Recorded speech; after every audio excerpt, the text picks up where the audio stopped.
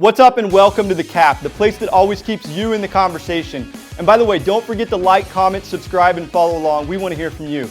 Today we're going back to the 80s, Steph the Procrastinator, and Dancing on Fire and Ice. All that and more, it's time to get capped. Let's go.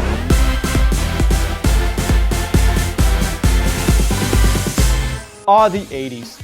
A time for Garbage Pail Kids, and Alf, and of course, as Bon Jovi would say, Living on a Prayer. What an epic song that was.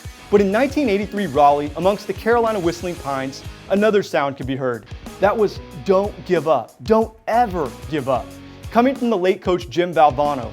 Maybe that's what Coach Jimmy V told his 1983 men's basketball team before they won the national championship against Houston in the most unlikely odds. In fact, it was against all odds because the university was so surprised they weren't ready to send the team financially to the White House. Couldn't even get them halfway there. So the boys never got a trip. That is until yesterday. The 1983 Wolfpack team got to visit the White House and the president. And notables among that team, one of my favorite golf commentators, Terry Gannon, who was also the #1 three-point shooter that year. So shout out to Terry and the boys. Well done, guys. In the NBA, Steph Curry will be named MVP for the league for the second consecutive year later on this week. Recently, he's been on a vacation, and through 3 quarters last night, his bags were still packed. Until the guy decided to unload them all over the Moda Center in the 4th quarter and overtime and all over these Trailblazers. He had 17 points alone in overtime. He had 40 points on the game, 9 rebounds, and 8 assists. This is coming off almost 3 weeks rest. Paul Allen, the owner of the Blazers and a co-founder of Microsoft, and by the way, that guy owns a yacht, he was so sad, he just didn't know what to do with himself. The Warriors are up 3-1 and they head back to Oracle now. Let's run down and check on Dwayne Wade in South Beach, where he showed the Raptors who was boss and won in overtime. Now that series is tied 2-2, and we head back to Toronto. Let's keep it right here and head over to Sacramento, where there's a new king of the castle. Or should I say king of the Golden One Center when it opens up in October. Congrats to Dave Jorger, who just signed a 3-year contract to coach the Sacramento Kings.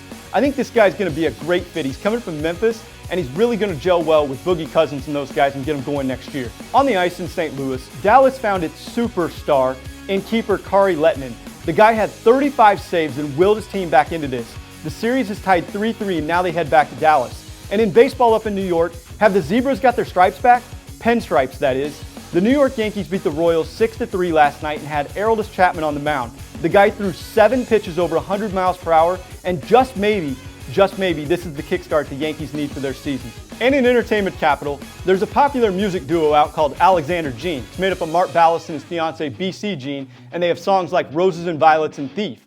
Now, Mark's a great musician, but he's probably best known for his feat on Dancing with the Stars. Right now, his partner is UFC fighter Paige Van Zant, and last night they danced a Game of Thrones-inspired Vietnamese waltz to rave reviews from the judges. They've been at the top of the competition all season, and with Paige's competitive nature, I have no doubt she's going to fight for that mirror ball until the very end. That's it for us today. I'm Brook Lander, and you've just been capped.